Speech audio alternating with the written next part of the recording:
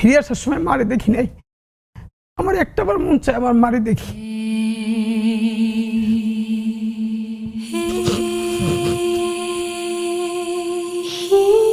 অনেকেই হাহুতাশ করেন অতীত সময়ের জন্য যে আমরা বোধহয় আগেই ভালো ছিলাম। আপনি চক্ষু বন্ধ করে ভাবেন যে তার স্ত্রী তখন রোজাদার স্ত্রী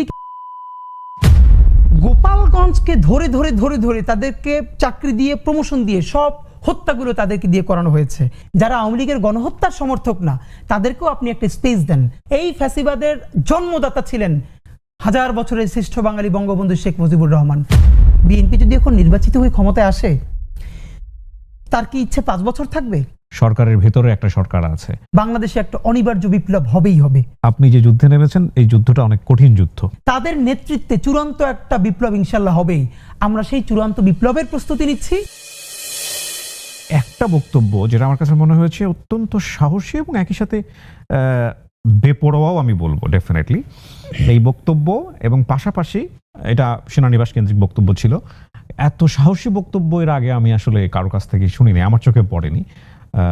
আপনি কোনো একটা ঘটনার প্রেক্ষাপটে বলেছিলেন যে যদি ক্যান্টনমেন্ট থেকে বাংলাদেশের মানে ক্ষমতা দখলের কোনো চেষ্টা করা হয়, আমি আমার মতো করে বলছি, তাহলে মানুষ যেহেতু জুলাই অভ্যুত্থানে জীবন দিয়েছে, সুতরাং মানুষ দরকার প্রয়োজনে ক্যান্টনমেন্টের ইট পর্যন্ত খুলে নিয়ে আসবে, এরকম একটা বক্তব্য ছিল আপনার।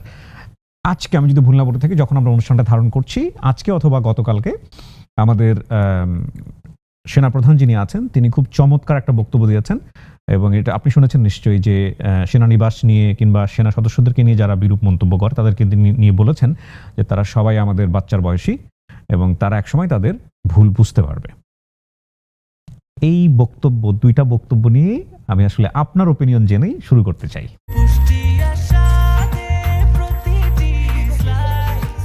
ব্রেকফাস্ট, টিফিন কিংবা স্ন্যাক টাইমে মজাদার আয়োজন মানে অল টাইম ব্রেড। দেখেন, আমাদের সেনাবাহিনী নিয়ে অন্তত 4-5টা সিগনিফিকেন্ট বক্তব্য আছে এর আগেও। বিশেষ করে সেনাবাহিনীর বিরুদ্ধে যখন বিভিন্নভাবে উস্কে দেওয়া হচ্ছিল, অনেকে ক্যান্টনমেন্টের দিকে যাওয়া শুরু করছিলেন হাসনাত আবদুল্লার একটা ইস্যু নিয়ে, তখন আমরাই এটার প্রতিবাদ করে আমরা বলেছি যে দেশপ্রেমিক সেনাবাহিনীকে দুর্বল হতে দেওয়া যাবে না। নিশ্চয়ই যেই সেনাবাহিনীরা গুমের সাথে জড়িত ছিল, খুনের সাথে জড়িত ছিল, তাদেরকে বিচার করতে হবে। এবং ধরে ধরে বলেছি যে পিলখানা কমিশনের একদম সুস্পষ্ট যদি প্রতিবেদনটা আসে, এখানে সেনাবাহিনীর অনেক কর্মকর্তা ফেঁসে যাবেন। যদি গুম কমিশনেরটাও আসে তাহলে ফেঁসে যাবেন। কিন্তু এটা কি পুরো বাংলাদেশের সমস্ত সেনাবাহিনীর কর্মকর্তা? না।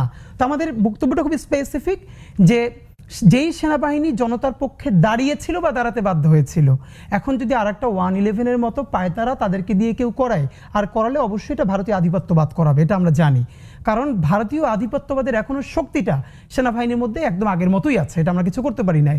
সেই প্রেক্ষাপটে বলেছি, তারা যদি এই প্রচণ্ড জনমতের বিরুদ্ধে গিয়ে যদি ওরকম একটা 111 করতে চায়, আর এই 111-কে মানুষ একদম ভারতীয় আধিপত্যবাদের সরাসরি আগ্রাসন হিসেবে মনে করবে, তাহলে জনগণ ক্যান্টনমেন্টের ইট খুলে নিয়ে আসবে। কিন্তু ফ্যাক্ট হলো যে এটা তারা যদি না করে, তাহলে সেই সেনাবাহিনীকে সম্মান করা, তাদেরকে প্রোটেক্ট করা, সেটা বাংলাদেশের সেনাবাহিনী জনগণের সবচেয়ে বড় দায়িত্ব। আর সেনাবাহিনীর প্রধান যেটা বলেছেন, আই থিঙ্ক এটা গত কয়েকদিন ধরে আমাদের এনসিপির কিছু ভাই বন্ধুরা তারা কোট আনকোট সেনাবাহিনীর ব্যাপারে বিভিন্ন কিছুই বলছেন, পলিটিক্যাল বক্তব্য দিচ্ছেন, এটা তাদের ব্যাপার। এবং তিনি যে বক্তব্যটা দিয়েছেন সেনাবাহিনীর প্রধান, তিনি বাহিনীর প্রধান হিসেবে যে বক্তব্যটা দিয়েছেন এটা একদমই ঠিক আছে, কারণ এর চেয়ে আর উনি কী বা বলতে পারেন, সেটা ঠিকই আছে। তো আমার ধারণা ওনার এই বক্তব্যের অ্যাড্রেসিংটা আমাদের এনসিপির সে সমস্ত ভাই বন্ধু যারা বিভিন্নভাবে বিভিন্ন কিছু বলবার চেষ্টা করছেন, তা আমার মনে হয় যে এটা সেটার ব্যাপারেই গেছে। কিন্তু আমরা একটা মজার ব্যাপার আপনাকে বলি, যে স্বাভাবিকভাবেই এনএসআই, ডিজিএফআই, বাংলাদেশের যত গোয়েন্দা সংস্থাগুলো আছে, এরা তো যারা বিভিন্ন অ্যাক্টিভিজম করে তাদের সাথে কথা বলে।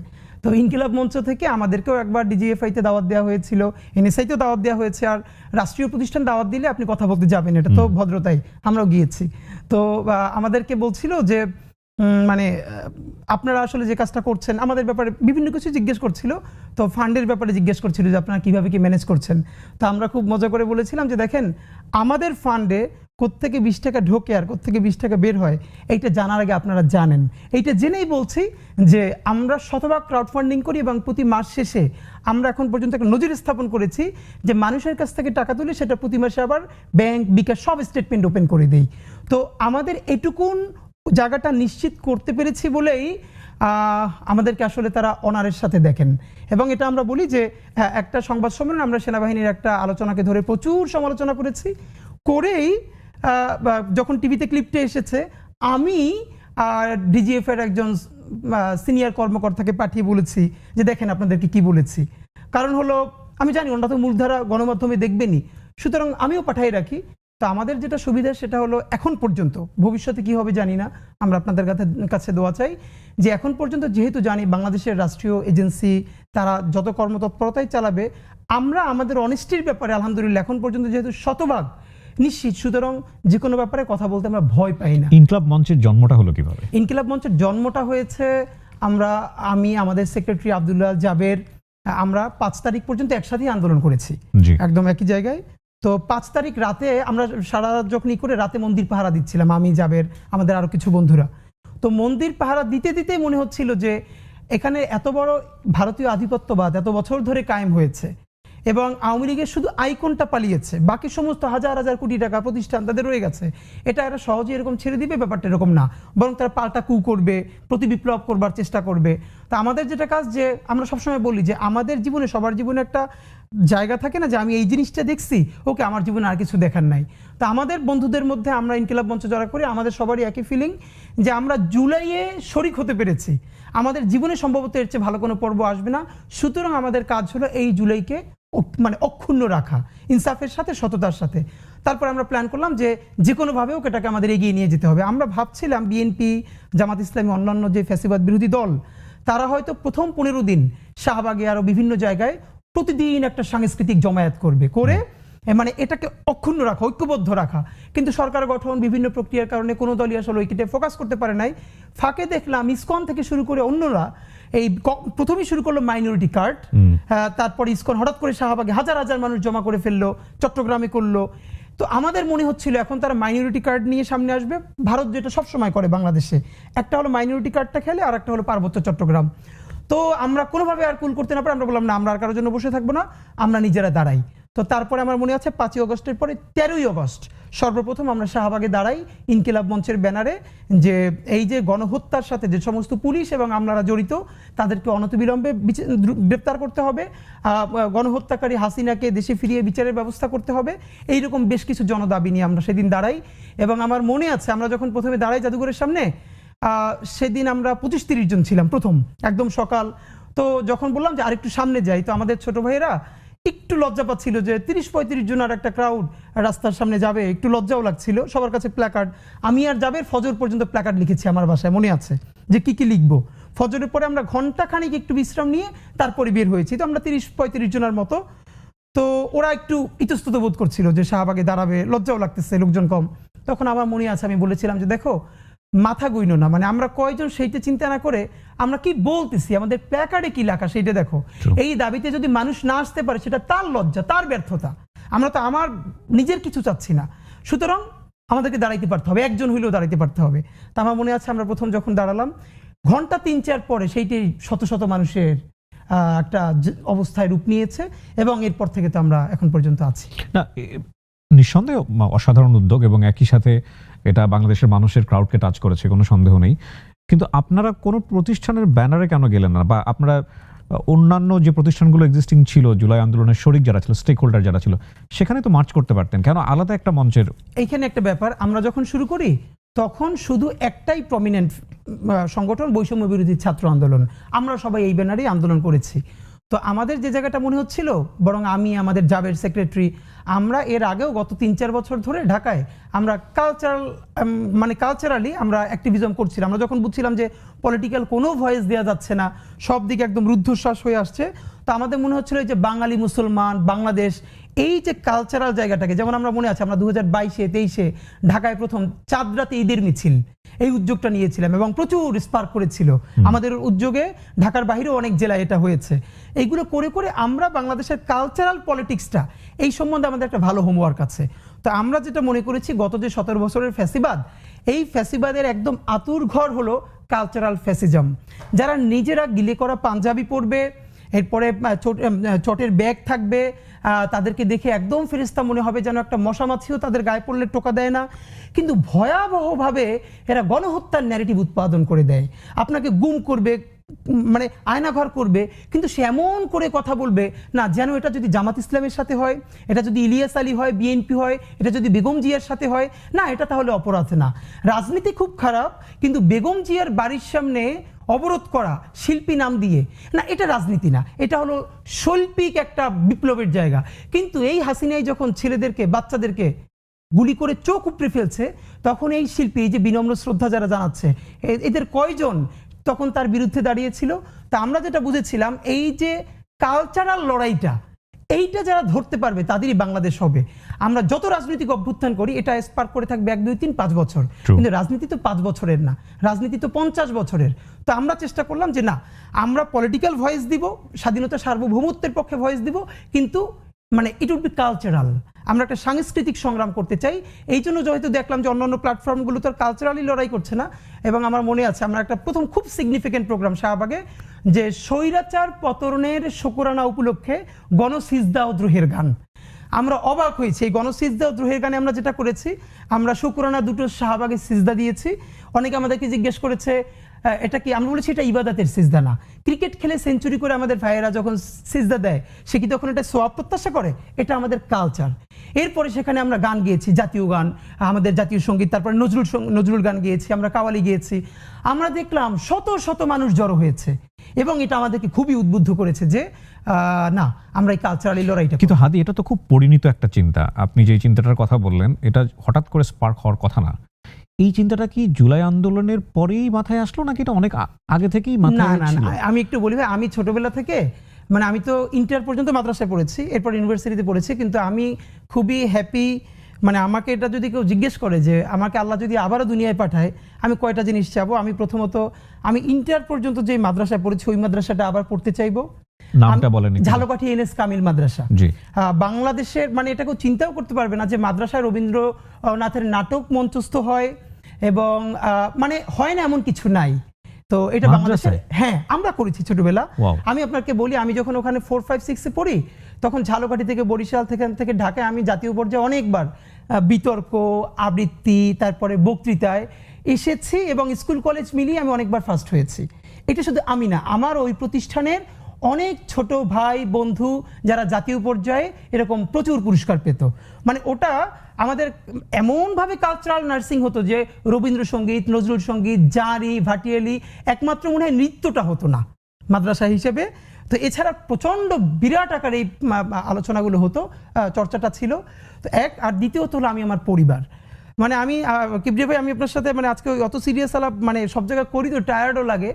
আমি বরং এটা বলতে চাই যে পরিবার যে কত বড় প্রতিষ্ঠান, এটা আসলে চিন্তাও করে ভাবা যায় না যে আসলে পরিবার মানুষকে কোথায় নিয়ে যায়। আমরা 6 ভাই বোন, আমি সবার ছোট। আমার জীবনের যেটুকুন লার্নিং এখন পর্যন্ত পুরোটা আমার পরিবার। আমরা 6 ভাই বোন, এবং আমরা 6 ভাই বোন আলহামদুলিল্লাহ, আমি সবার ছোট, মানে আমার বয়স এখন 32, মানে বাকিরা তো আরো বড়। আমরা এখন এমনভাবে সবাই কানেক্টেড যে কার বাসায় কি রান্না হয়, এটা শত ব্যস্ততার ফাঁকেও এটা আমরা হোয়াটসঅ্যাপে বলি। মানে আপনি কিংবা আপনার পরিবারে কেউ কখনো রাজনীতির সাথে জড়িত ছিলেন? আমার বাসার কেউ কোনো দল করে না, কিন্তু আমরা ভীষণ পলিটিক্যালি কনসাস একটা পরিবার। আমার আব্বা মাদ্রাসার ভাইস প্রিন্সিপাল ছিলেন, এবং আমি খুব অবাক যে, এবং এটা আপনাকে ভাই বলা দরকার, আমি কোথাও বলেছিলাম, আমার পলিটিক্যাল গ্রুমিংটা হয়েছে মূলত ছাত্র দলের হাত ধরে। আচ্ছা। আমার বাসা, আমার উপজেলা নলছিটি, আমার বাসা থেকে বিএনপির অফিস ছিল 1 মিনিট দূরত্বে। আমি যখন 3-4-এ পড়ি, আমার সাথে বন্ধুরা যখন ক্রিকেট খেলে, ফুটবল খেলে, এগুলোও খেলতাম। আমার মনে আছে কেন যেন জানি না, আমি তখন বিএনপির অফিসে গিয়ে বসে থাকতাম। তো ছাত্র দলের বড় ভাইরা বিভিন্ন প্রোগ্রাম করতো, বক্তৃতা করতো, এগুলো আমার ভীষণ টানতো। ওইখান থেকে আমি তো এখন পর্যন্ত বলি যে বাংলাদেশে দলের বাইরেও আমি দুজনকে অলওয়েজ স্বাধীনতা সার্বভৌমত্বের একটা প্রতিচ্ছবি হিসেবে চিন্তা করি। একজন হলেন শহীদ জিয়া, আর এখন যিনি বেঁচে আছেন বেগম জিয়া। ওনারা শুধু বিএনপির নেত্রী না, নেতা নেত্রী না, ওনারা বাংলাদেশের স্বাধীনতা সার্বভৌমত্বের একটা প্রতিচ্ছবি।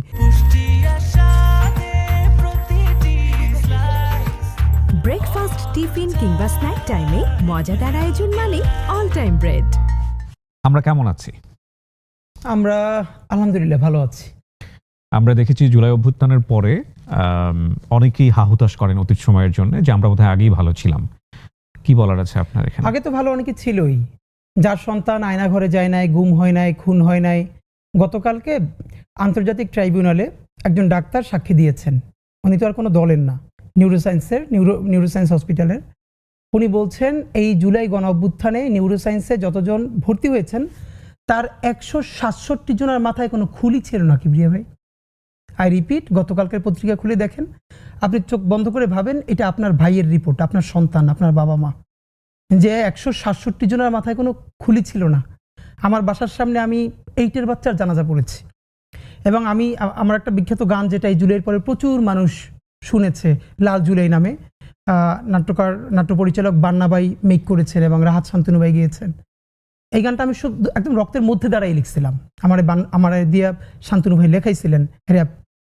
তো এইটার মধ্যে আমি এভাবে ছিল যে মানে আমার সামনে বসে একজনের চোখ উপড়ে যাচ্ছে, যে চোখ এরকম চেপে ধরছেন, গল গল করে রক্ত পড়ছে, সে মিছিল থেকে সরছে না। কিবরিয়া ভাই, যে আপনাকে এটা বলেছে কি আপনার অন্য কোথাও শোতে বলেছি, ইলিয়াস আলী ভাই বিএনপির, ওনার লাশটা যখন মানে চিরে মধ্যে পাথর দিয়ে নদীতে ভাসিয়ে দেওয়া হয়েছে, ঠিক তার পরেই হাসিনা ইলিয়াস আলী ভাইয়ের স্ত্রী এবং তার সন্তানকে পাশে বসিয়ে সান্ত্বনা দিচ্ছেন। তো হয় কি, যার সন্তান গুম হয় নাই, খুন হয় নাই, তার লাইফ তো ভালোই ছিল। যারা পাচার করেছে, এখন এই যে আগেই ভালো ছিলাম, এদেরকে আমি শুধু একটা বলি যে ট্রায়াল হলো আর্টিফিশিয়ালি হলেও এদের কাউরে 1 ঘন্টার জন্য ওরকম একটা আয়নাঘরে যদি রাখা যায়, অথবা তার সন্তানকে, তার বাবা মাকে। প্রফেসর ইউনূস যেদিন প্রথম আয়নাঘর ভিজিট করলেন, ওদিন একটা বাচ্চা মেয়ে গেছিল তার সাথে। সেই বাচ্চা মেয়েটা পর ইন্টারভিউতে বলতেছে, ওর মাকে যখন আয়নাঘরে নিয়ে আসছে তখন ও খুব ছোট, ওরেও নিয়ে আসছে সাথে, ওর মা অনেক ভারী। তো ওর মাকে মারতে মারতে এমন অবস্থা হয়েছে, তো ও বলছে যে আমার মার একটু পানি দেন। এরপরে এমন লাথি মারছে, ওর মা ওর সামনে বাথরুম করে ফেলছে, নড়তে পারতেছে না।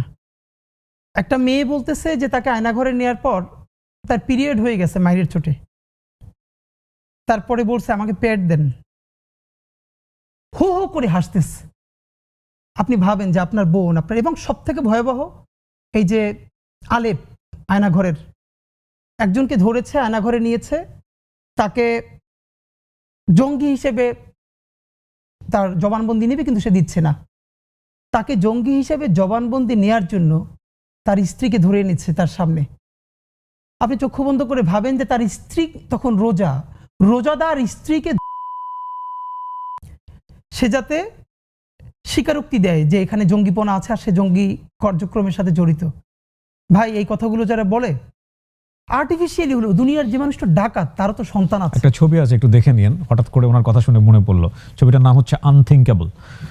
যারা আমার অনুষ্ঠানটা দেখছেন তারা দেখে নিন ছবিটা। আমাকে কিবরিয়া ইদানিং অনেক বড় ভাইরা বলে কি, তুমি অনেক ইমোশনাল কথা বলো, এখন একটু প্র্যাকটিক্যাল কথা বলা দরকার, একটু ইমোশন দিয়ে তাড়িত হও। আমি ভেবে পাই না ভাই, 24-এ এই দুনিয়ার কোন পলিটিক্যাল সায়েন্টিস্ট একটা অঙ্ক কষে বসছিল যে এই ফ্যাসিবাদের পতন হবে এই বাচ্চাদের হাতে?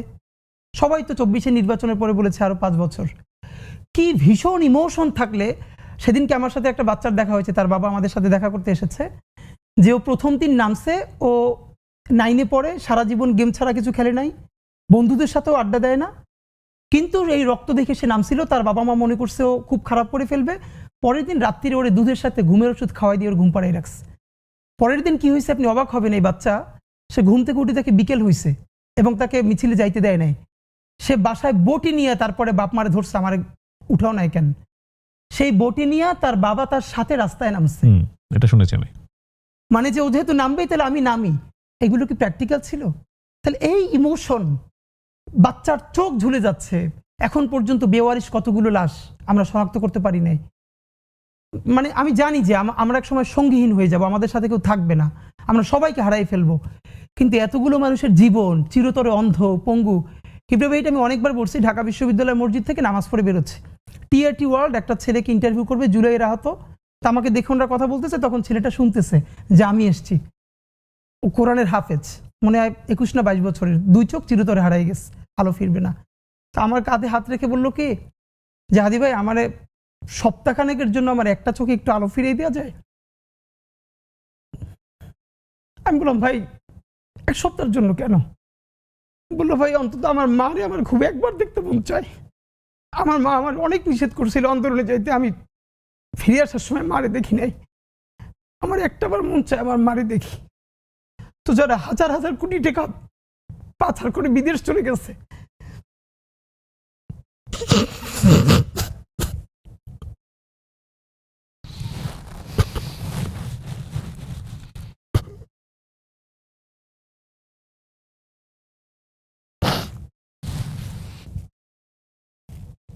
টিস্যুদের ব্যবস্থা করেন।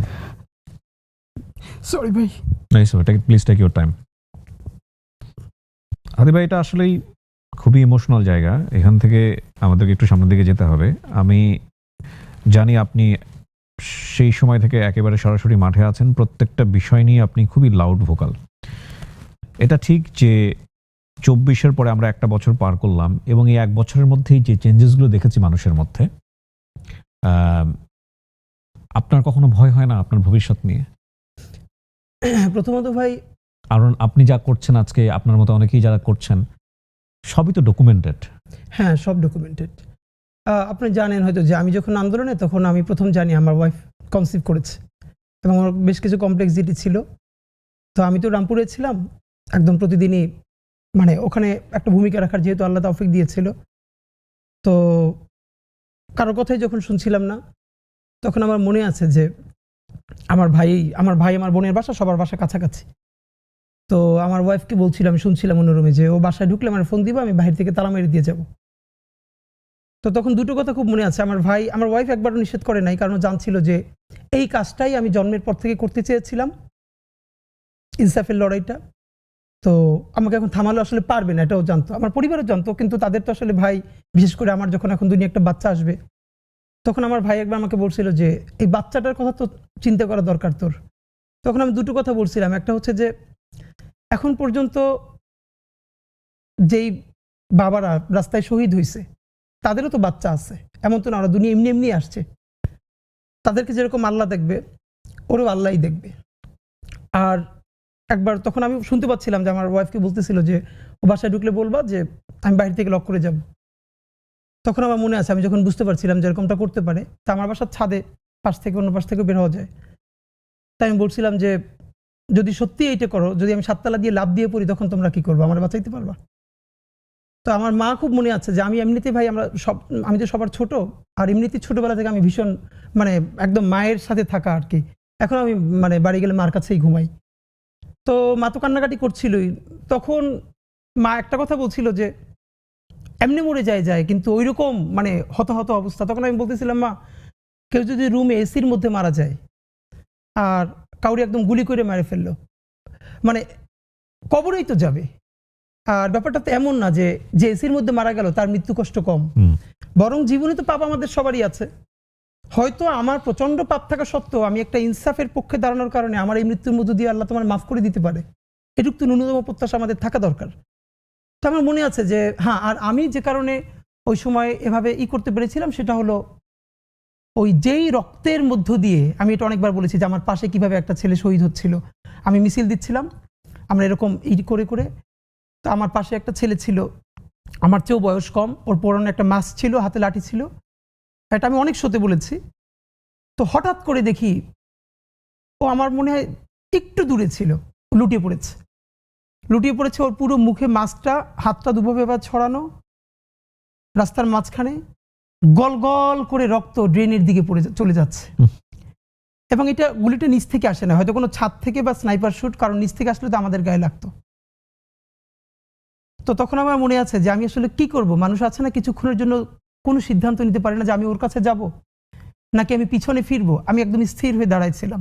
তখন আমার যারা আরো সাথে ছিল টেনে পরে দূরে নিয়ে গেছে। ওইটার পরে আমার সিদ্ধান্ত চূড়ান্ত হয়েছে যে ও তো আমার একটু পাশে ছিল, ওইগুলিটা তো আমার মাথায় আসতে পারতো। ও যে এখানে শহীদ হলো, ওর বাবা মা ভাই বোন দুনিয়ার সব আছে, কিন্তু আল্লাহ যে ওরে নিয়ে গেল আর আমারে রেখে গেল, এর মানে আমার কিছু কাজ আছে, এই লড়াইটা আমার জারি রাখতে হবে।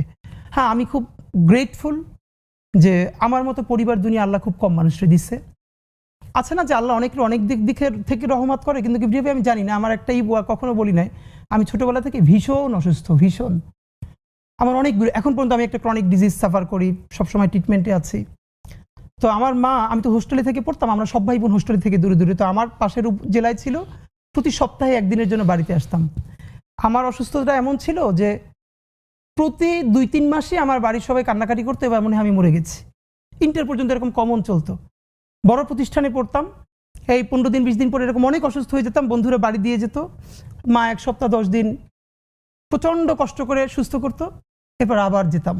তা আমার এরকম খুব আজকে মনে পড়তেছে মায়ের এই কথা, আমার ওই ভাইটির কথা বলতে গিয়ে, যে আমি আসলে তো ইমোশনাল কেন হলাম ওর মায়ের কথা বলবার পর। তো আমার মায়ের কথা মনে হচ্ছিল যে এরকম অনেক রাত আমার আমার শরীর অনেক খারাপ, তো আমার রাত 2টা-3টা কিভাবে ভাই ঘুম ভাঙা যেত।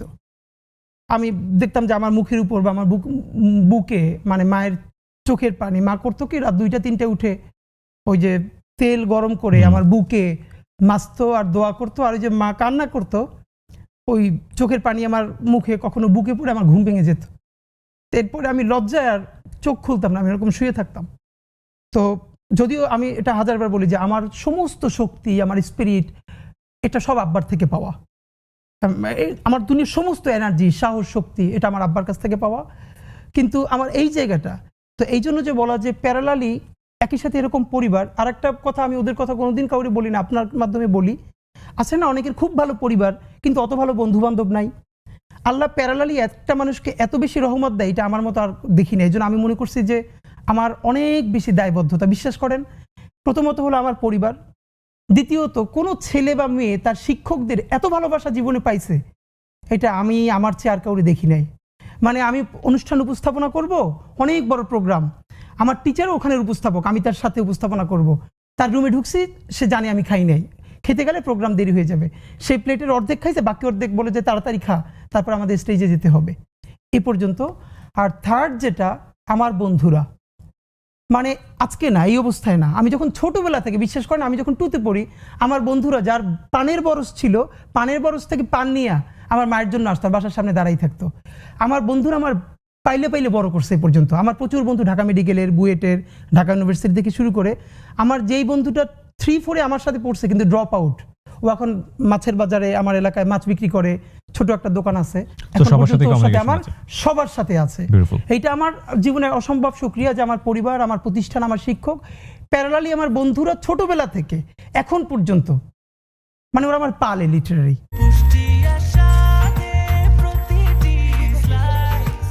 ব্রেকফাস্ট, টিফিন কিংবা স্ন্যাক টাইমে মজাদার আয়োজন মানে অল টাইম ব্রেড। গোপালগঞ্জের মাটি বলেন, আকাশ বলেন, বাতাস বলেন, সবাই আওয়ামী ভক্ত, ব্যাপারে কোনো সন্দেহ নেই। নিশ্চয়ই। তো তাদের জায়গা থেকে এইটা, এই মুভমেন্ট বলেন বা আপনার বক্তব্য বলেন, গোপালগঞ্জের আপামর সাধারণ মানুষকে তো হার্ট করলো। অবশ্যই। এখানে ভাই একটা কথা বলি আপনার মাধ্যমে, প্রথমত সেটা হচ্ছে গোপালগঞ্জে তো সবাই আওয়ামী লীগ করে না, কিন্তু বাংলাদেশে যেটা হচ্ছে, প্রথমত আপনার মাধ্যমে বলি, এটার কোনো ব্যাখ্যা নাই, সেটা হচ্ছে গোপালগঞ্জের যারা আওয়ামী ফ্যাসিবাদের লোক না, দেশপ্রেমিক মানুষ, তারা যারা আহত হয়েছেন, আমি তাদের কাছে বিনয়ের সাথে দুঃখ প্রকাশ করছি যে আমি আপনাদের সন্তান, আপনারা প্লিজ দুঃখ নেবেন না, কারণ কোনো জেলার সাথে তো আমাদের কোনো ঘৃণার জায়গা নাই, এই ঘৃণার বিরুদ্ধেই তো আমাদের লড়াই, প্লিজ আপনারা কষ্ট পাবেন না। কিন্তু এর পরের কথাটা কি জানেন, সেটা হলো হাসিনা ভারতের সাথে আওয়ামী লীগ এবং ভারত মিলে যেটা করেছে, বাংলাদেশকে অঘোষিতভাবে টুঙ্গিপাড়ার একটা উপনিবেশ বানিয়েছে। ছোট একটা গল্প আমার মনে পড়লো, 3-4 বছর আগে ট্রাফিক সার্জেন্ট একজনে ধরছে, মোটরসাইকেল নাই, মানে ওই হেলমেট নাই, লাইসেন্সও নাই। তা আমি পাশে দাঁড়ানো, আমার এই কথাটা আমি যখন ক্লাস নিচ্ছিলাম, আমার বিভিন্ন স্টুডেন্টদের, ওদের সাথেই গল্প করেছি। তো সে সার্জেন্টকে কোনো উত্তর দিচ্ছে না, তো এরকম 2-3 মিনিট বলার পর সে বলতেছে শুধু পিছনে তাকান। তো পিছনে তাকান বললে পর, তো পিছনে তাকাই দেখলাম ওই যে বোর্ড, ওখানে লেখা গোপালগঞ্জ। এরপরে সার্জেন্ট তাকে ছেড়ে দিল, মানে হলো ওই যে আপনার নাম্বার প্লেট, এই নাম্বার প্লেটে গাড়িটা হলো গোপালগঞ্জের, মানে উনি বুঝাতে চাইলেন উনি গোপালগঞ্জের মানুষ, সুতরাং এইটাই হওয়ার কথা ছিল, আর বেশি কিছু করলে হয়তো ওনার চাকরি চলে যাবে। এই যে গোপালগঞ্জ নাম করে পুরো বাংলাদেশকে একটা টুঙ্গিপাড়ার উপনিবেশ বানিয়ে ফেলা। দেখেন বেগম জিয়ার সেই কথাটা আপনার মনে আছে নিশ্চয়ই, যে গোপালগঞ্জের নাম বদলে যাবে, এর মানে কি গোপালগঞ্জের সাথে ওনার ব্যক্তিগত কোনো শত্রুতা আছে? নিশ্চয়ই না। কিন্তু এই বাংলাদেশে যারা ফ্যাসিবাদ কায়েম করেছে, আপনি পুলিশের মধ্যে দেখেন, আমলাদের মধ্যে দেখেন, গোপালগঞ্জ, মানে গোপালগঞ্জকে ধরে ধরে ধরে ধরে তাদেরকে চাকরি দিয়ে, প্রমোশন দিয়ে, সব হত্যাগুলো তাদেরকে দিয়ে করানো হয়েছে এবং তাদেরকে এম্পাওয়ার করেছে কোন পরিচয়টা, সে গোপালগঞ্জের ছেলে বা গোপালগঞ্জের মেয়ে, রাইট? তা আমাদেরকে যেটা করতে হবে ওই আইডেন্টিটি পলিটিক্সের বিরুদ্ধে কথা বলতে হবে। আমরা তো এটা বলছি না যে এই গোপালগঞ্জ একদিন আবার বগুড়া হয়ে উঠতে পারে, না, আমরা বগুড়া হতে দিব না গোপালগঞ্জে। এর মানে হলো যে কোনো একক জেলা, একক ব্যক্তির পরিচয় কাউকে মনস্টার হতে দেওয়া যাবে না। সুতরাং হ্যাঁ, আর ওই দিন আমরা খুবই এক্সাইটেড ছিলাম, কারণ হলো হাসনাতরা যখন লিটারারি, এটা সত্য যে ওদেরকে ওভাবে পেলে ওদেরকে মেরে ফেলতো, এমনভাবে ওদের সাথে তো বারবার কথা হচ্ছিল। তো আপনি যখন বুঝবেন, দেখেন আমি তো হাসনাতদের পলিটিক্স করি না, কিন্তু হাসনাত, বিএনপি, জামাত, এনসিপি যারা এই জুলাইয়ের যোদ্ধা তারা তো সবাই আমার ভাই। ইভেন আওয়ামী লীগের সেই মানুষটা, আমি হাজারবার বলি, যে গণহত্যা করে নাই, গুম করে নাই, খুন করে নাই, হত্যা করে নাই, কিন্তু সে ফিলোসফিক্যালি আওয়ামী লীগ, আমি তো তাকেও বলি যে তার সাথে কোনো অন্যায় করা যাবে না, তার সাথে ইনসাফ করতে হবে। আওয়ামী লীগের অনেকে আছে জুলাইয়ের পক্ষে ছিল, হ্যাঁ, একদম স্বীকৃত আওয়ামী লীগ। আমি আপনাকে বলি, আমি যে আমার শেষের 10 দিন তো আমার বাসায় থাকতে পারি নাই, এবং আমার ওয়াইফ তখন বাসায় একা, আমার বাড়ির লোক, আমার শ্বশুর বাড়ির কেউ জানে না যে আমি বাসায় নাই, আমার ওয়াইফ প্রেগনেন্ট। কিন্তু তখন আমি রাতে বাসায় থাকি না, কারণ সারা রাত জেগে জেগে ল্যান্ডফোনে, তখন যখন নেট ব্ল্যাক আউট করা হয়েছিল, আমি যে বাসাটা, যে আপার বাসায় ছিলাম, ওনার ভাইও আওয়ামী লীগের ওয়ার্ডের একজন বড় নেতা, এবং ওই বাসাতে এই জন্য আমি এই আপার বাসায় থাকতে পেরেছিলাম যেন, এবং ওনার ভাই জানতো, কিন্তু ওনাকে বারবার ডেকে বলেছে এটা কিন্তু খুব রিস্কি হচ্ছে, বাট এবং ওই আপা, আমি অনেক টকশোতে বলেছি, উনি রাত 2টায় 3টায় আমার সাথে ব্রাকের সামনে, ইস্ট ওয়েস্টের সামনে, তারপরে আবুল হোটেলের ওখানে বোরকা পরে ফাইল নিয়ে হসপিটালের আমার সাথে গেছেন, কারণ ঠিক তখন আমার ওখানে যাওয়া দরকার ছিল অবস্থা বোঝার জন্য। আমি একটা লুঙ্গি পরে, টি শার্ট পরে তার সাথে গেছি, এবং সে হসপিটালের ফাইল নিয়েছে যাতে বুঝাতে পারি যে আমাদের ইমার্জেন্সি হসপিটালে যাওয়া প্রয়োজন আমার বোনকে সাথে নিয়ে। তো এটা তো সত্য। তো এই জন্য আমরা চাই যারা আওয়ামী লীগের গণহত্যার সমর্থক না, তাদেরকেও আপনি একটা স্পেস দেন, তবে তার আগে কি করতে হবে, এই গণহত্যার বিচারটা করতে হবে, বিচার করে তারপর তাকে নতুন করে স্পেস দিতে হবে। তো এই ঘৃণা তো আমরা আওয়ামী লীগের মতো ছড়াতে পারি না। ইনকিলাব মঞ্চ আসলে কি করতে চায় ভবিষ্যতে? ইনকিলাব মঞ্চ মূলত বাংলাদেশের পক্ষে একটা সাংস্কৃতিক বিপ্লব করতে চাই, এটা খুবই ক্লিয়ার। আমরা বাংলাদেশে মনে করি যে সংস্কৃতি মানে শুধু গান বাজনা, নাটক, সিনেমা, এটা তো আর না। মানে মানুষের যে মনস্তত্ত্ব, দেখেন এই মনস্তত্ত্বের ফলে 1 বছরের মধ্যেই তারা 3 মাস 4 মাস পরে কেউ কেউ বলতে পারছে যে আগেই ভালো ছিলাম। কিবরিয়া ভাই, এই সরকার বা এইটা যেটাই হোক, যেই চালাক, এইটার কোনো তুলনায় কি আপনি গত 16 বছরের সাথে দিতে পারবেন? শুধু একটা হাজার হাজার গুমের সাথে একটা গুম শুধু নিজের পরিবারের সাথে রিলেট করেন, এটা আপনার বাবা, আপনার মা, আপনার ভাই বোন, লাশটা ফেরে নদীতে ভাসিয়ে দিয়েছে, এরপর আপনি 2-3 বছর খুঁজেছেন সব জায়গায়, আপনাকে বলাও হয় না সে মরে গেছে, আপনি কিসের সাথে কি মিলাচ্ছেন? এর মানে আমাদের যে মনস্তত্ত্ব, সেই মনস্তত্ত্ব ভাঙতে হবে। বাংলাদেশে যেটা করা হয়েছে, বাংলাদেশে নাটক, সিনেমা, গল্প, উপন্যাস এসবের মাধ্যমে, যেমন আপনি সরাসরি গণহত্যা করবেন না, কিন্তু আপনি উপন্যাস লিখবেন, আপা তোমার আব্বাকে একটু আব্বা বলে ডাকি, এরকম বলে বলে আপনি বলবেন, আমার অনেক বড় ভাইকে আমি চিনি যারা পিএসসির ভাইবা বোর্ডে, বিসিএসে বঙ্গবন্ধুর নামের আগে, শেখ মুজিবুর রহমান নামের আগে একটা টাইটেল বাদ দিয়েছে হয়তো, এবং তাকে প্রচন্ড অপমান করে বের করে দেওয়া হয়েছে। এবং আপনাকে বলতে হবে, যতবার বলবেন ততবার, 1000 বছরের শ্রেষ্ঠ বাঙালি জাতির জনক বঙ্গবন্ধু শেখ মুজিবুর রহমান, নবী রাসূলের নামও একবার বললে দুরূদ পড়লে হয়, বারবার বললে দুরূদ না পড়লেও হয়। অথচ এটা এমনই একটা ধর্ম, আওয়ামী লীগ একটা পলিটিক্যাল পার্টি না, এটা একটা কাল্ট, এটা একটা সেমি রিলিজন। প্রমাণ আপনাকে বলি, আজকে আওয়ামী লীগের যে ভাইয়েরা শুনবেন, আপনাদের কাছে বিনীত অনুরোধ করি, কিবরিয়া ভাই, আমি গত 1 বছর এই মনস্তত্ত্বটা বোঝার জন্য, আমাদের প্রচুর বন্ধু বান্ধব আছে তো যারা সফট ছাত্রলীগ বা ছাত্রলীগ করতো, অথবা আওয়ামী লীগকে ভালোবাসে, এরকম আছে না, যেহেতু এই দেশেই আমরা সব একসাথে থাকি, আমি প্রচন্ডভাবে তাদেরকে বোঝার চেষ্টা করেছি। অনেস্টলি বলি, এখন পর্যন্ত আমি একজন, not a single man, Awami লীগের কর্মী না, সাধারণ সমর্থককে পাই নাই যারা এই জঘন্য গণহত্যার ব্যাপারে ন্যূনতম অনুশোচনা আছে। ভাই দেখেন, মানুষ যে যার পলিটিক্স করে, এরপরে ভাই বন্ধুরা বললে বলে না, না এই কেসটা খুব খারাপ হয়েছে, এই কেসটা ঠিক হয় না। ভাই, আমি একজন ন্যূনতম আওয়ামী লীগের সমর্থককে পাই নাই যে মনে করে এই গণহত্যাটা একটা জঘন্য কাজ হয়েছে, সুতরাং তাদের ক্ষমা চাওয়া উচিত। তারা বলে না, এটা কিসের কি হয়েছে, এখানে ছাত্ররা পুলিশকে মাইরে ফেলছে। এই মনস্তত্ত্ব আপনি কি দিয়ে ভাঙবেন ভাই? আমাদের একটা দীর্ঘ লড়াই লাগবে। বিএনপির ক্ষেত্রে অনেকবার বলেছি, বিএনপি যদি এখন নির্বাচিত হয়ে ক্ষমতায় আসে, তার কি ইচ্ছে 5 বছর থাকবে? 1/11 তো তার চলে যাওয়ার কথা না, সঠিক ভোট হলে তো তখনও সে ক্ষমতায় আসার কথা। কিন্তু দেখেন বিএনপির আর একটা ছায়ানট কোথায়, আর একটা উদিচি কোথায়?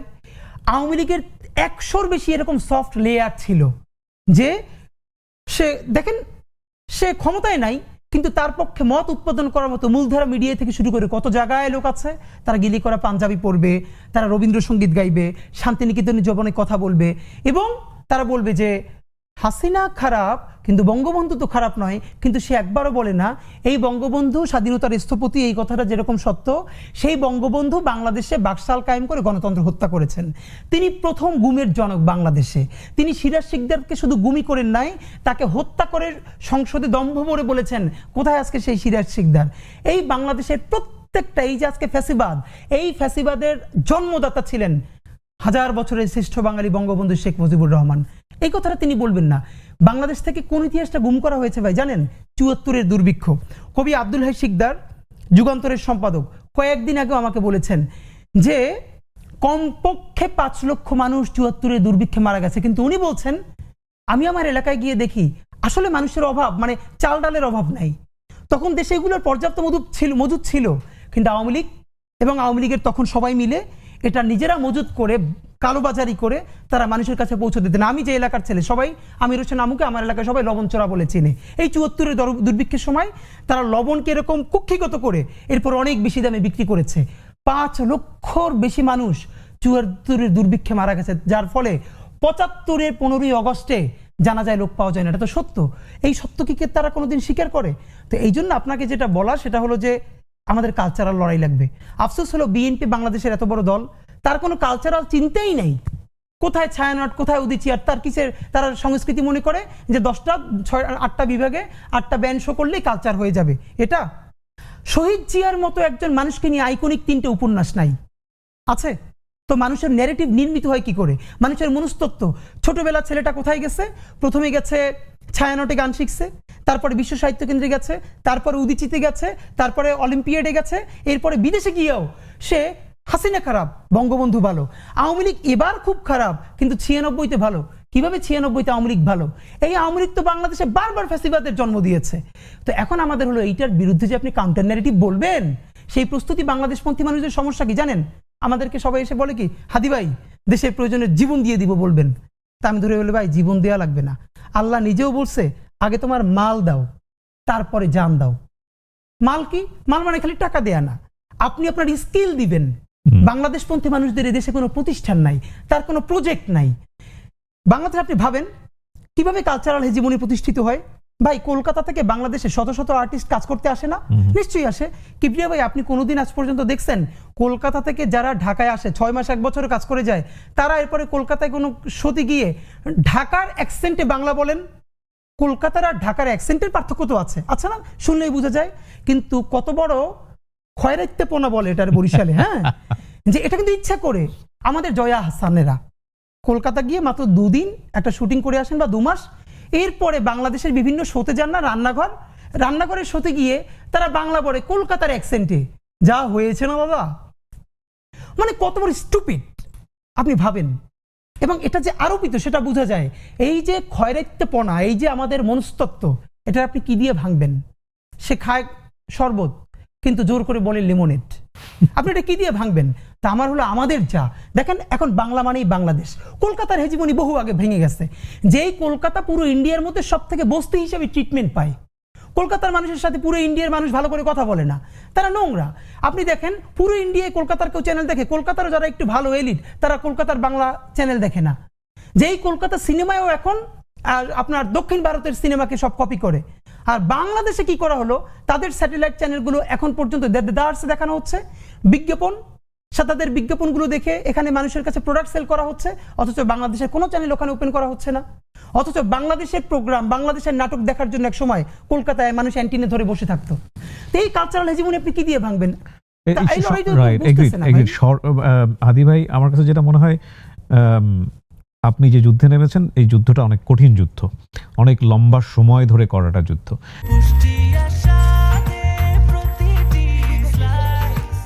ব্রেকফাস্ট, টিফিন কিংবা স্ন্যাক টাইমে মজাদার আয়োজন মানে অল টাইম ব্রেড। 1 বছরের মধ্যে আমরা জুলাইয়ের যারা শক্তি ছিলাম, যারা জুলাইকে ধারণ করেছি, তাদের মধ্যে যেইভাবে আমরা বিভাজন দেখেছি, আমি কয়েকটা উদাহরণ বলতে পারি। যেমন ধরেন বাংলাদেশের এই আন্দোলনে সোশ্যাল ইনফ্লুয়েন্সার যদি আমি বলি, দেশ এবং দেশের বাইরে থেকে, মূলত দেশের বাইরে থেকে আমি বলবো, বেশ কয়েকজন হাতে গোনা তারা গণমাধ্যমের চেয়েও শক্তিশালী ভূমিকায় ছিল, তাদের কথায় মানুষজন রাস্তায় নেমেছে। এটা পৃথিবীর ইতিহাসে কোথাও হয়েছে কিনা আমরা ঠিক জানি না।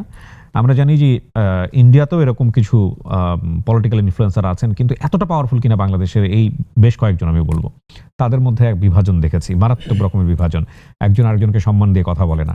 এবং এই যে ক্রিটিসিজমের এই যে লেয়ার, হ্যাঁ আমরা বলতে পারি যে এখন গণমাধ্যম অনেক স্বাধীন, যে যেভাবে পারছে কথা বলছে, কিন্তু এই যে বিভাজনগুলো, রাজনীতিতে বিভাজন, মানুষে মানুষে বিভাজন, চিন্তায় বিভাজন, আসলে এটা কি ঠিক হচ্ছে, বা এই জায়গাটায় আসলে সামনে কি হতে এটা তো পারে? আমাদের জন্য খুবই কষ্টকর, খুবই মানে এটা আমাদের মানে আছে না যে আপনি জাস্ট তাকাই দেখবেন কিছু কিন্তু কিছু বলতে পারছেন না, যেই স্পিরিটগুলো একসাথে ছিল। আমি হাজারবার বলেছি, আপনি আমাকে বলেছেন না যে আমরা আরো কোনো প্ল্যাটফর্মের সাথে কেন গেলাম না, ইভেন রাজনৈতিক দলও কেন এখনো যাচ্ছি না।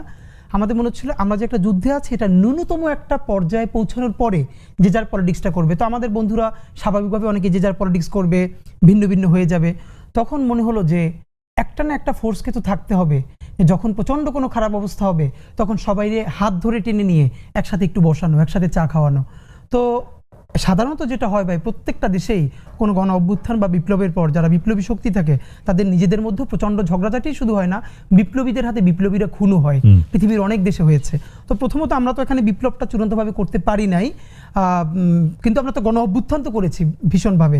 তো এখন এটার বিভিন্ন ফোর্স, আমরা তো দেখেন ডান বাম বিভিন্ন ঘরানা সবাই মিলে একসাথে করেছি। এখন যে যার ঘরে ফিরবে, এটা হওয়ারই কথা ছিল।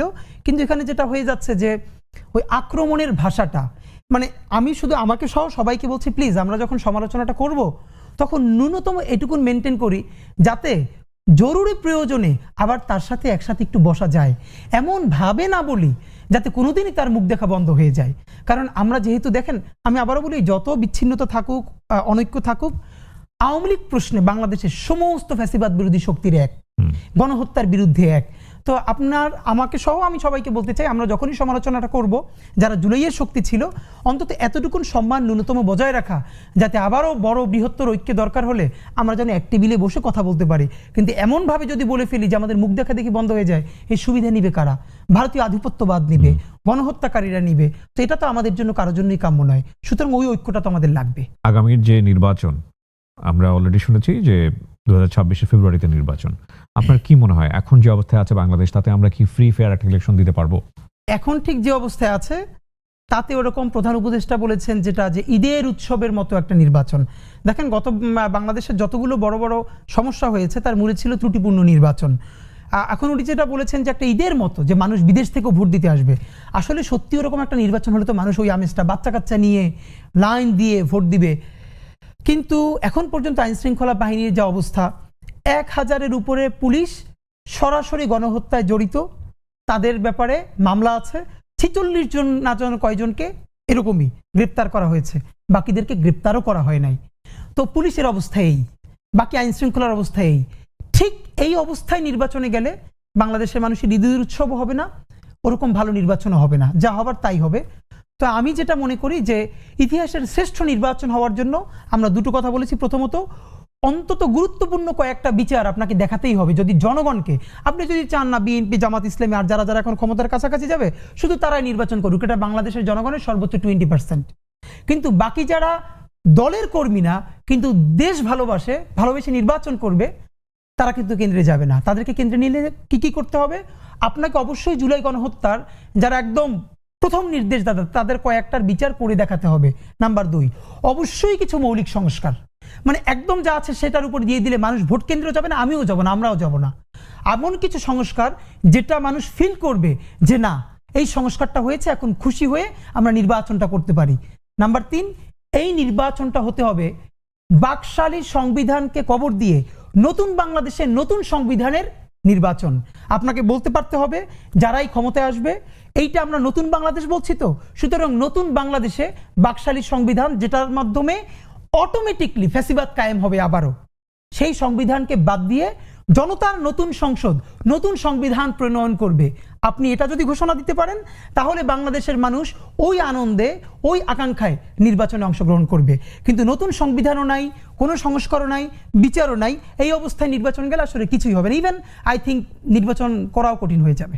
হতাশ হয়ে যাচ্ছি আমরা, মানে শেষের দিকের এই কথাগুলো শুনে। কিন্তু মানুষ তো আসলে একটা পরিবর্তন দেখতে চেয়েছিল, অবশ্যই। এবং সেই পরিবর্তনের জায়গায় আসলে কলকাঠি নাড়ছে কে, সেটাও একটা বড় প্রশ্ন।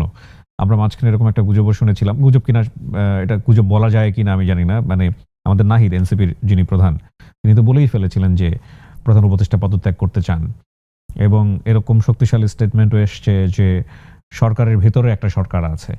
তো সেই অবস্থায় আসলে ইউনূস সাহেব কতটুকু করতে পারেন সেটাও একটা বড় প্রশ্ন। আবার আপনি যে বিষয়গুলোর কথা বললেন সেগুলো যারা স্টেক হোল্ডার তারা করবেন কিনা সেটাও একটা বড় প্রশ্ন। তো তার মানে সবকিছু মিলিয়ে কি আমরা একটা অনিশ্চিত বাংলাদেশের দিকে না, এখন যাচ্ছি? পর্যন্ত আমরা খুবই অনিশ্চয়তার মধ্যে আছি। কারণ দেখেন, অবশ্যই আমরা বলি পলিটিক্যাল পার্টিসগুলো গুরুত্বপূর্ণ স্টেক হোল্ডার, কিন্তু বাংলাদেশের স্বাধীনতা সার্বভৌমত্ব এতটাই গুরুত্বপূর্ণ যে তার সমস্ত মালিকানা আর সিদ্ধান্ত রাজনীতিবিদদের হাতে ছেড়ে দেওয়া যায় না। যেই ক্ষমতায় আসবে, ইভেন যদি জামাত ইসলাম আসে, কথার কথা বললাম, তাকেও তো ইন্ডিয়া প্রশ্ন ডিল করতে হবে কিবরিয়া ভাই। তা আপনি ভারতের মতো, আমি আপনাকে আবারও বলি, বাংলাদেশের পাশে বা প্রতিবেশী দেশগুলোর পাশে ভারত রাষ্ট্র হিসাবে যতটা পরাক্রমশালী, মেক্সিকোর পাশে আমেরিকাও ততটা পরাক্রমশালী না। এটা আমি আপনাকে দায়িত্ব নিয়ে বললাম। তো যখন একটা ইলেক্টেড গভর্নমেন্ট আসবে, ইন্ডিয়া তো বসে আছে তার সাথে ডিল করবার জন্য, তা আপনি তো তখন এই মৌলিক সংস্কারগুলো চাইলেও করতে পারবেন না। এই জন্য রাজনৈতিক দলগুলোর কাছে আমরা হাতে ধরে পায়ে ধরে বারবার বলবার চেষ্টা করছি, প্লিজ আপনারা চাইলেও পারবেন না, আপনাদেরকে বিভিন্ন জিনিস ডিল করতে হবে, আর ইন্ডিয়া এগুলো হতে দিবে না। সুতরাং আপনারা ইউনূসের কাঁধে বন্দুক রেখে, ইন্টারিমের উপরে বন্দুক রেখে এই কাজগুলো করে ফেলেন। যদি তারা ভালো কিছু সংস্কার করতে চায়, প্লিজ আপনারা বাগড়া দিয়েন না, আপনারা বরং তাদের উপর দিয়ে করে ফেলেন। আপনারা তো পারবেন না, আপনারা জানেন, আপনাদের ইচ্ছা থাকবে কিন্তু আপনারা করতে পারবেন না, আপনাদেরকে করতে দেওয়া হবে না। তো এই যে একটা সোনালী সুযোগ আমরা পেয়েছি, এটাকে কেন মিস করতেছি ভাই? তো আপনার মাধ্যমে আমরা বলি হতাশার কিছু নাই। যারা অনেকেই বলছে কিচ্ছু হলো না, না, অনেক কিছু হয়েছে। প্রথমত কি হয়েছে, 24 সনেও এই অগস্টের আগে, জুলাই অগস্টের আগে সবাই বলেছে হাসিনারে আল্লাহ নিয়ে না গেলে আর কিছু হবে না, তোমরা যে যার মতো যাও, বলেছে না? তো এরপরে এই জুলাই গণ অভ্যুত্থান এর একমাত্র মাস্টার মাইন্ড উপরের আল্লাহ তাআলা। আমাদের অন্তরে তিনি অসীম সাহস নাজিল করেছেন, অসীম সাহস ভাই। তো এই 1 বছরে আল্লাহ যদি আমাদেরকে, যেটা কোনো পলিটিক্যাল পার্টি পারে নাই, বাংলাদেশের মানুষ যদি যা পেরে থাকে, তাহলে এই লড়াইটা তো কেবল শুরু। আমরা একটা বিপ্লবের মধ্যে আছি, বিপ্লব আমরা করতে পারি না, কিন্তু আপনাকে মনে রাখি ভাই, এইবার যদি ভালো কিছু না হয়, বাংলাদেশে একটা অনিবার্য বিপ্লব হবেই হবে। কবে হবে অঙ্ক কষে বলতে পারবো না, এটা 5 বছর পর, 10 বছর পর, অথবা আমার জন্মের পর আমার সন্তানেরাও করতে পারে। কিন্তু এই যে অসম্পূর্ণ বিপ্লব, তার স্ফুলিঙ্গ যে রয়ে গেছে, যেই সন্তান তার বাবাকে হারিয়েছে, মাকে হারিয়েছে, বোনকে হারিয়েছে, আমাকে শহীদ সৈকতের বোন মেসেজ করেছে গতকালকে, 2 বোন, আপনার মনে আছে, যার ভাইয়ের লাশটা কাঁধে নিয়ে তারা মিছিল করছিলেন, তারা কিন্তু মরে যায় নাই। যেই ছেলে অন্ধ হয়ে আছে সে কিন্তু মরে যায় নাই। তাদের নেতৃত্বে চূড়ান্ত একটা বিপ্লব ইনশাল্লাহ হবেই। আমরা সেই চূড়ান্ত বিপ্লবের প্রস্তুতি নিচ্ছি, যেই বিপ্লবে আমরা সমস্ত আধিপত্যবাদের বিরুদ্ধে দাঁড়িয়ে সত্যিকারের একটা সার্বভৌম বাংলাদেশ গড়তে পারবো। আর সেই বিপ্লবের প্রথম পর্ব হলো আমাদেরকে ভীষণ যোগ্য করে তুলতে হবে। বাংলাদেশপন্থী মানুষদের হাজার হাজার তরুণ লাগবে, যারা এক একটা বিষয়ে ভীষণ স্কিল, যে সিনেমা বানাচ্ছে, ওয়ার্ল্ডের ফাইনেস্ট সিনেমা বানাবে, ফাইনেস্ট উপন্যাস লিখবে, এরকম এক একটা পর্যায়ে আমাদের হাজার হাজার যোগ্য লোক লাগবে।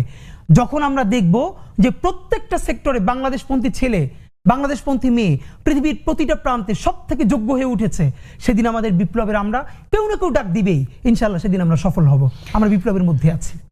হাদি ভাই, অনেক অনেক শুভকামনা থাকলো। খুব চমৎকার একটা সময় কেটেছে আপনার সঙ্গে। আমার ব্যক্তিগতভাবে অনেকবার গুজবাম্প হয়েছে। আমি ব্যক্তিগতভাবে বিশ্বাস করি 24-এর মধ্য দিয়ে যে বাংলাদেশ আমরা পেয়েছি, এই বাংলাদেশ কোনোভাবেই পথ হারাবে না এবং হারানো যাবে না। কারণ এই বাংলাদেশ সাধারণ মানুষের বাংলাদেশ, এদেশের মানুষের বাংলাদেশ। অনেক ভালো থাকুন আপনি, আপনার জন্য অনেক অনেক শুভকামনা। অনেক শুকরিয়া ভাই, থ্যাংক ইউ। দর্শক, এই ছিল আমাদের আজকের আয়োজন। যারা তখন আমাদের সঙ্গে ছিলেন তাদেরকে ধন্যবাদ জানিয়ে আমরা শেষ করছি। আসসালামু আলাইকুম।